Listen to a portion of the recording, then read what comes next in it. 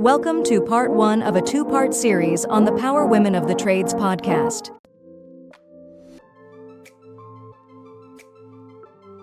At Relentless Digital, we believe in breaking barriers and driving innovation. That's why we are extremely proud to sponsor the Power Women of the Trades podcast, supporting the voices and success of women in the home service industry. Together, we're creating a future where talent shines regardless of gender and diversity thrives. Join our journey at relentless-digital.com and always be relentless in your pursuit of excellence. This episode of Power Women of the Trades is also brought to you by Forrest Perry of Forrest Perry Digital Marketing. Want to generate more leads for your service business? Trust his team to deliver quality new customer leads and protect your brand online. Check out perrymarketing.com today. Hello everyone. We want to give a quick shout out to our amazing partner, Rilla, the game changer in the home service industry. Rilla's virtual ride-along software means no more physical ride-alongs. With Rilla, you can code your team virtually 100 times faster and boost your close sale rates like never before. Don't miss out. Join the movement today and watch your sales soar. Visit rilla.com/PWT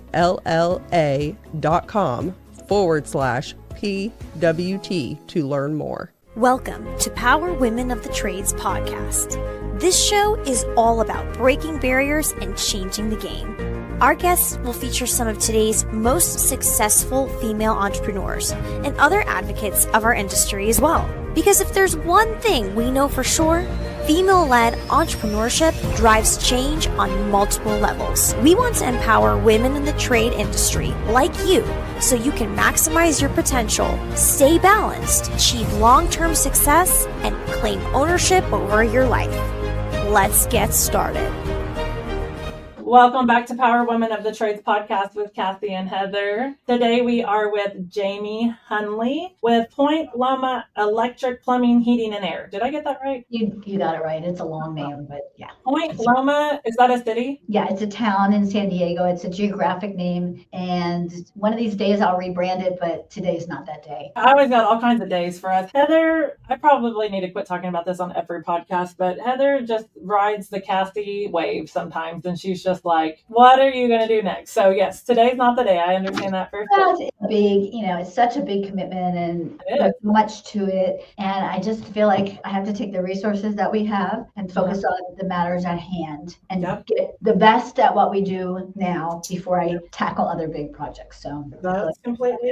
I've got a lot of low-hanging fruit. And you just moved. And I just moved. Yeah. Well, okay. So tell us real quick. Into a new building. How did you get into the industry? So I got into I've been in marketing and sales for my whole life. And I got into the industry in 2009 when I married an electrician who was a chuck in the truck. He was just a one-man guy. And I said, oh, let me build your website. Oh, let me help you with your marketing. And then somebody was going out of business and we moved into an office and we hired a guy. And then, we just sort of grew from there. So from our first office, it was really tiny.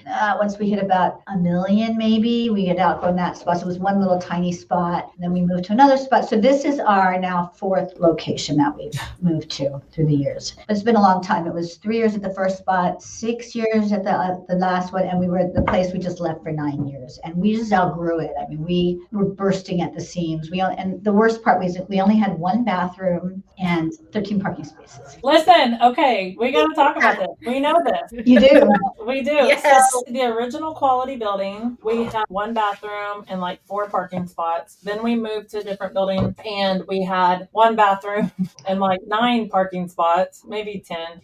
Then we built a building and we thought this is going to be it, and we had, because we started that building in COVID times, it was a whole deal with our city and we had all of our approvals and then the city staff turned over 100% because of COVID. And so they withdrew our approvals and we had to go back through it and they made all of these changes. It was wild. But we ended up with only like 20 parking spots, right? And then we had completely outgrown that space when we moved into it because it took so long. Yeah. And then just to March 31st, there was no plan for Quality to move. Okay. Really sound like this. Yeah, April 3rd, we were presented an opportunity to move into these new buildings, and and I might be wrong on my dates a little bit, but it was just not in the plan, and then we got to think. No, it wasn't at all. And then we got to looking at it, and it was just like totally a God thing. We moved, our building's already under contract. It's crazy, but it is not an easy thing to move a complete operation like this. So you were planning on moving. It was a last minute thing too. That sounds a lot like our story. Yeah. So. Yeah. Well, what made you decide to move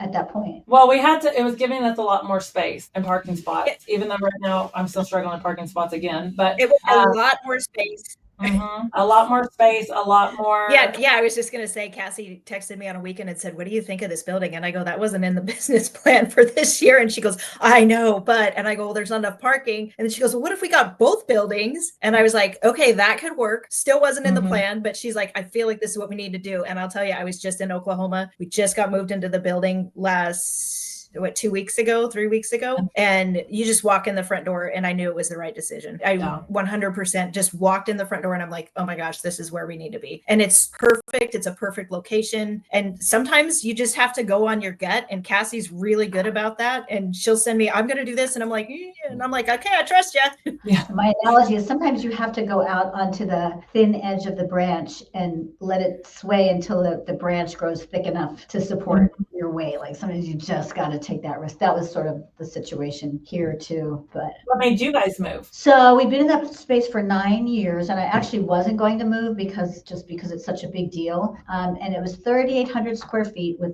the one bathroom was really a problem. And I had a broker call me and say, "Hey, I know your lease is up. Can I show you spots?" So I was like, "No, we're not going to move. I'm not up to moving." He said, "Well, I can probably negotiate a better lease for you because we're with like the biggest property management company in San Diego." He's like, "I can work with them. I can get you probably a better deal than they'll give you yourself, but I have to at least show you something so I can say that I showed, I'm working with your client." Okay, show us this building. So he shows us this place, and the first thing we see when we walk in is this giant 1 acre parking lot fenced in with a razor wire around the top of it and a gate. And I was like, the skies opened and the angels sang when I saw that. It was a big, giant parking space. And then we walked in, and this story, it's a bit of a story. We walk in, and it was 12,000 square feet, which was way more than we needed. And they were willing to divide it into 8,000 and 4,000. And I said, okay, I'm very cautious sometimes with money. I don't go straight to yes. And I was like, well, we could take the 8,000 square feet. It's double of what we were. We would do this. And the building had been vacant for 2 years, and it had a flood, and all the drywall was out over the first half of the drywall, the whole building. The carpet was all ripped up. It was a disgusting mess. And it looked like a parking garage. It was wide open, had offices around the edges, and then just this wide open parking structure. And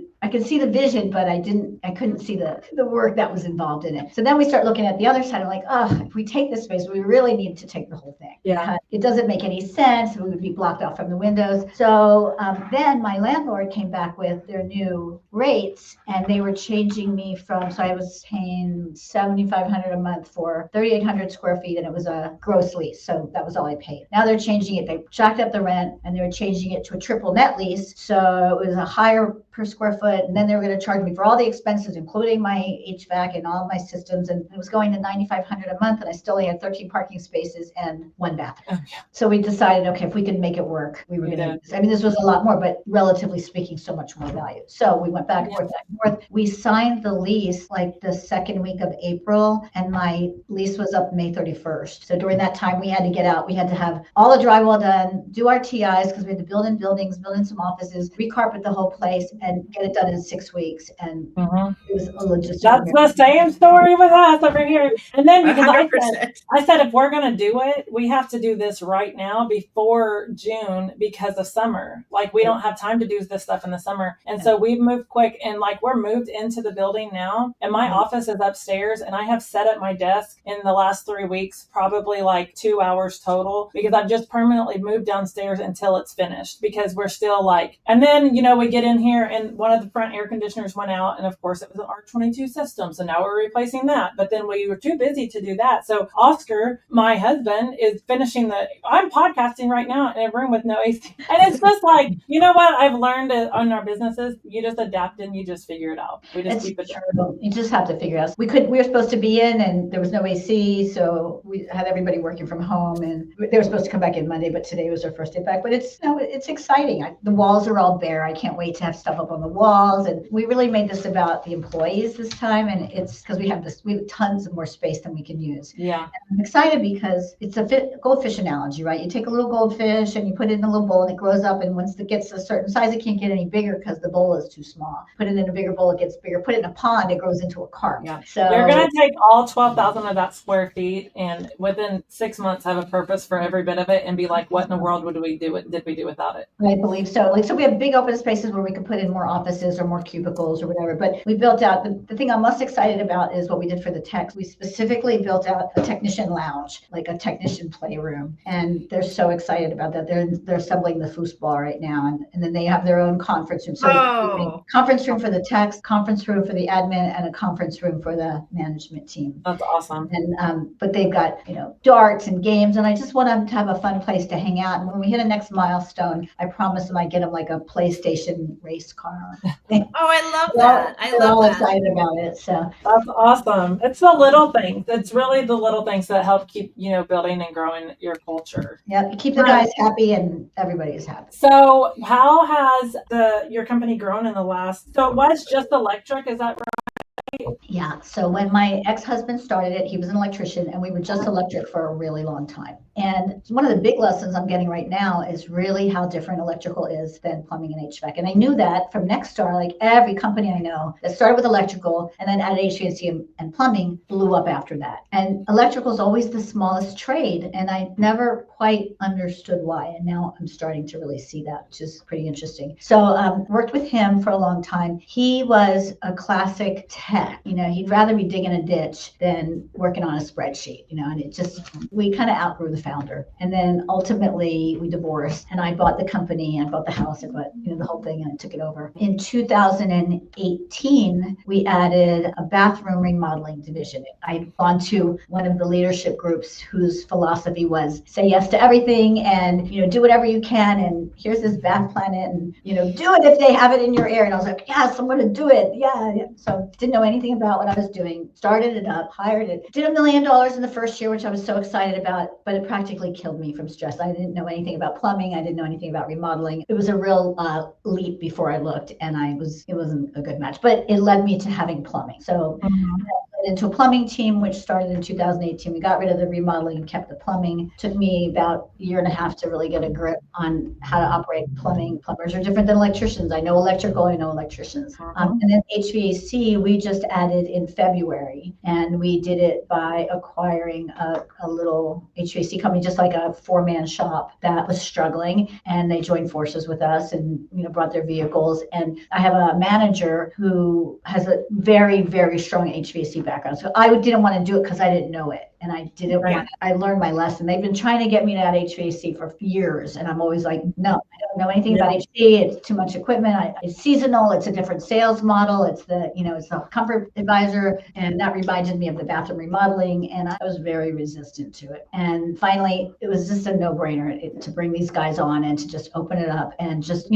put it right on top of what we're already doing. And then the manager who helped us put it together and who knows HVAC, he started bringing in people that had been following him around. So he brought on a really strong salesperson, and then he brought on a second install crew, and that he is a known entity. And then we just started marketing it to our customers, and now it's really started to go. So it's real exciting. I still personally don't know HVAC, but you'll get it. You start learning the lingo. I say that all the time because we most recently added, now garage doors, but before then was electric, but I can speak HVAC. And so whenever I am coaching or training, I am always speaking HVAC because I know it. And then I'll be like, I'm so sorry. I'm trying to find my electric words. I'm trying, because I'm just used to speaking that. And it all does translate. I think my biggest mistake is when we added plumbing. We learned when we started adding other departments. But when we added plumbing, I just expected it to be exactly like HVAC, and it is definitely not. So different. Plumbing is a lot more like electrical. Yeah, I did too. Mm-hmm. It's It's Yeah, more plumbing. consistent, I think. HVAC is so weather driven that plumbing and electric are more similar because HVAC is so weather dependent and plumbing and electrical are not. And so it can be a little scary. And I felt the same way Cassie did when in my previous employer, we added plumbing and I was like, oh, geez, this is a whole new business model here. And a whole new breed of technicians. They're all different, right? They're, like electricians I find that my electricians are different than my plumbers. They're starting to blend as they've worked together over the years, but they're just a different breed. And I didn't know plumbers and I didn't know I could spot a good electrician versus a phony electrician. I didn't know how to do that with plumbers for a while. It took me a minute to get that squared away, but now everything is just so different. Like the mentalities, just everything. Because I was like, well, if you're running ductwork, you could run pipe. It's just totally different. It really is. It is. What does the mix of your business look like now? Like which department is your largest department and how does that break down? It's still electrical. Up until last year we were about 70% electrical and 30% plumbing. Right now, so we've started to break some new barriers because plumbing started to show up. It took a long time for plumbing to really show up. And like 1 month electrical would be great and plumbing would be bad. Another month electrical was great. And all departments showed up the same time, the same way. We'd be hitting our goals, right? All of our goals. So right now it's about, I'd still say it's 50% electrical, 30% plumbing. Plumbing is catching up. And HVAC, we just started in February. So we had our first $200,000 month last month, which was great, nothing. So, but HVAC is starting to catch up. My big observation is that, oh my God, these plumbing and HVAC jobs are big tickets and they're done right away. They're done next day and they're completed in a day. And that's very different from electrical. I don't know if you guys found that in your electrical. A $20,000 job will take us 5 days and a ton of labor. And that's a 1.5 day job for a plumber or an HVAC job. Yeah. Which is great for cash flow, right? Like that's why I think everyone really wants to add those services because it's very good with cash for cash. But I think the hardest lesson, and I don't know why I feel like it took me 10 years to figure it out, or maybe I have known this for 10 years and I'm just coming to terms with it, is electric and plumbing are not seasonal. Like there's no season. But HVAC is the most hormonal department, right? Like it literally, some days I'm just like, why does it have to be like bipolar? So bipolar. And that's why I avoided, I was afraid of that. Like I like no seasonality, but we came on at a good time. So right now all I see is like, yay, big tickets, but a big opportunity for membership. So memberships are definitely your ticket, because if you've got, and we preach that every single day, but you've got to push memberships, because once that weather slows down and you're not getting the demand, all these coaches will say, don't let HVAC be dependent on the weather. Well, you're going to try real dang hard, especially with those memberships, but the weather's still going to control some of it. Definitely. Big piece of it. So what is your focus for this summer? Like, how many trucks do you have for HVAC? I should have had all these answers in my head. We've got 2, I guess you call them comfort advisors, 2 straight up sales guys, 2 service techs who can, repair and turn over. And then we've got right now 2 installation teams. So we're just trying to get it out to our customers. I haven't even really started spending money marketing it yet. It's just all internal turnovers and getting. So my plan on it, I was really hoping to get to that first 200,000. If I could get it, our average ticket on HVAC is not as big as what I'm seeing in other companies yet, but I think it's just because we're still figuring it out. Did you say you're Nexstar? Have you had your coach come on site? Not recently. We had our coach come and it was Brittany. We just changed over to Chad, who I love, and we're going to have him out this year. We've always done I was talking to Heather. Heather's our CFO at Quality, and she keeps me under control some days, or she tries. But I was like, she tries to keep me under control. I was telling her the other day, we need to have an on-site with our coach, and I was suggesting the middle of July. Coach. And she was like, well, what was the purpose? And I go, well, there's always a purpose, but she wanted to have more a specific plan. And I said, well, in July, it might be a mental health check, honestly. But I will tell you that every time we've had our coach on site. We've had such a profound move from that point. Like it's just so, it really amps us up and gets us even more excited. But I think it brings the whole team back to center. Like it brings the whole team back in focus. That coach comes in. We have a great coach with Nexstar, Jason. He's amazing. But he comes on site and he just like circle the wagons. You know get exactly everybody back what in they the come same in page. with a plan. It's great. Yeah. And they can identify, even if there's no agenda and they're just observing, they can identify like, what are y'all doing right now? Like, what is this? You know? And so I would say like with your HVAC, if you're having struggles, like with your average sell and close rate and those types of things and not really understanding it, we've always made like serious traction after one of our coaches has left because they just really like get us on the right path. Because you're in the middle of it, you're doing it every day. You're coming into the office, you're coming in with your own plan, and the Nexstar business coaches come on site and they point out things that you're missing. Sometimes are obvious, but we're missing it because we're focused here. And they come in and they go, "What's going on over here?" And we're like, "Oh my God, we didn't even look over there." This is more important than you think it is. Yeah. You know, like sometimes like, I know I get so stressed out. I've got to be doing this and I've got to be doing this and we're not doing this and this and this.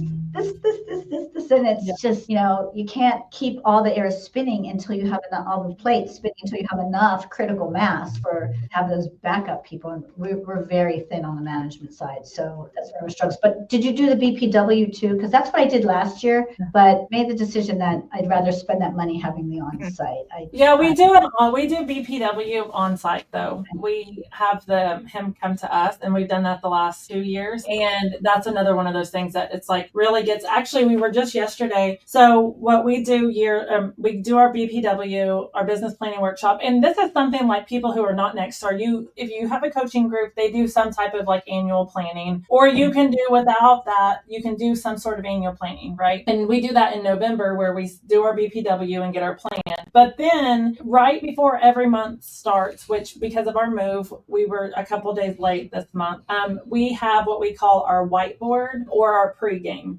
It's either whiteboard or pregame. We call it both, I guess. But we will take our BPW plan for like June, for example, and we will put it all on the board, and then we will make changes based off of our current performance. So we'll say, hey, in November, we said for June, which that was 7 months ago when we made this plan, that this was what we were going to do for June. But based off of our current performance, are we still going to hit that? Do we need to make tweaks or do we need to change our budget? And almost every month we have to change our budget and go up higher because we're performing higher. That's a good way to, that's at least you're going in the right direction. So I was going to say, or we have the opportunity to dial it back because, we project what we think we're going to have as far as staffing and capacity planning for the field. And if that changes due to growth or due to losing people that we didn't expect to lose, or, for whatever reason, I think having that monthly pregame that we do to kind of look at what our budget is and what we really think we can do is good to have the team refocus on,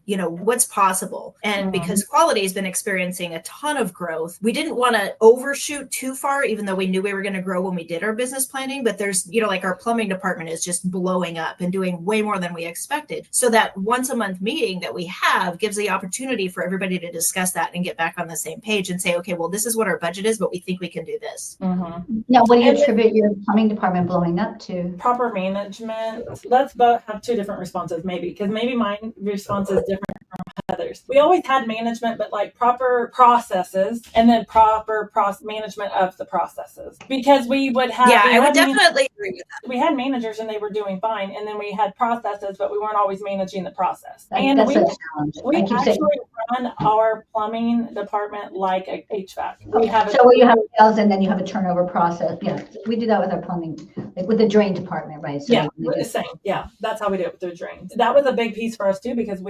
drains was always just service, and now, we have to find drain technicians and define process. And then it's not, you hear that and you're like, okay, I'm going to have drain technicians and a process. Well, that's cool, but it's not that easy. So there needed to be like a structure of like everything. And so I think we just finally hit our groove. That's awesome. Yeah, I totally agree. And, that call by call management where the techs are checking in, and we've had the same plumbing team. We've added to the plumbing team, but there's a lot of seasoned plumbers that are on our team that are following that process and getting those closed sales while they're out in the field. And it's really allowed the department to grow. And the director of that department has done a fabulous job in growing her team and managing them. I think that's the trick, is that leadership. And the call by call is just, do you do it in-house? Do you have a person on your team that's your call by call? Because that's kind of next on our agenda. That's on our roadmap soon. They touch base with their dispatcher. Okay. Rilla, we got everybody to comply and to use it. But on the office side, on the management side, we didn't do our part because we put effort on your part. And if you're not getting in there and, and monitoring it and commenting on things, and it just wasn't giving us a return. But the call by call is that they're little bots, and they're for the technicians. So the technicians like it because they'll go to their car and they'll look at it. It tells them what to say. Like this, it'll classify them according to their Myers-Briggs. It'll read the customer and say, this person will respond best if you, stick to the facts. And so they go out and they look at it. So that they really like. Oh, that's cool. That's really a fraction of the cost. So that was a change for us. That's cool. But what advice would you give to someone looking to take over a business like you did? I learned every single thing the hardest possible way. Like, this has been a really challenging road for me, to be honest. It's been brutal. It burned me out. It was 2 steps forward, 3 steps back, 1 step forward, 2 steps back, 5 steps forward. It's always this push and pull because I didn't know what I didn't know. So like, I love Nexstar, and everybody I know who's really followed the Nexstar way has, join a best practice group and follow it and do what they say. Like, if you actually implement what they say to do and listen to your coaches and take advantage of it, that makes a big difference. But, it's about becoming a better leader, and I'm still working on that every day. I'd never worked in an office before I started working in this company. So I like to say that I wasn't potty trained. Like, I honestly did not know how to work in an office. I didn't realize that, like, it's not okay for the owner to come up and ask you questions, because I'm just asking questions. I'm just looking for information. But to them, it's perceived completely differently. And it took me a minute to really understand that. Like, somebody brave sat me down and said, like, dude, I love you, but you're driving me crazy. And I'm like, what am I doing? What are we doing? Tell me, I want to be better. She said, but you can't ask us questions like that. I'm like, why? I'm the owner. I have questions. Why can't I ask questions? So I really had to learn it the hard way. But my advice would be just start the planning early. And learn to work to a budget early. Put the processes in early and stick to them, and hire people that are smarter and better than you are. That's been hard for me. That's a huge piece. Most people, as the owners, believe that they need to be the smartest person, and that, I feel like, is the biggest piece that holds people back, because I don't want to be the smartest person. I want to be the dumbest one, actually. Yes, me too. I thought specifically after Heather, after I knew she was no longer employed with her previous company, and was like, yo, girl, I want you. Like, I know for a fact, like, she is smarter than me on so many different things, and I am completely fine with that, and I am completely fine with knowing that I'm never going to know a portion of the things that she does on those things. This has been Power Women of the Trades. Like what you hear so far? Leave us a review on Apple, and make sure to listen to our other episodes wherever you enjoy listening to your podcasts. Thanks for listening, and we'll catch you on the next one.